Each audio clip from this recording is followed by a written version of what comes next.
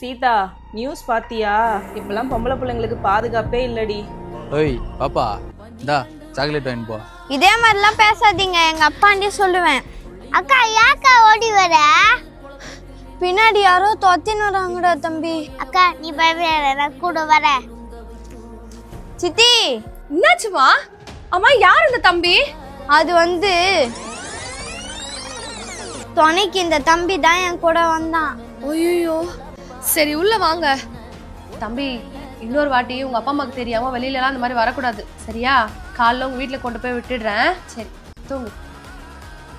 தம்பி, தம்பி, மோகனா, இந்த தம்பியை காணுமா? சித்தி, அங்க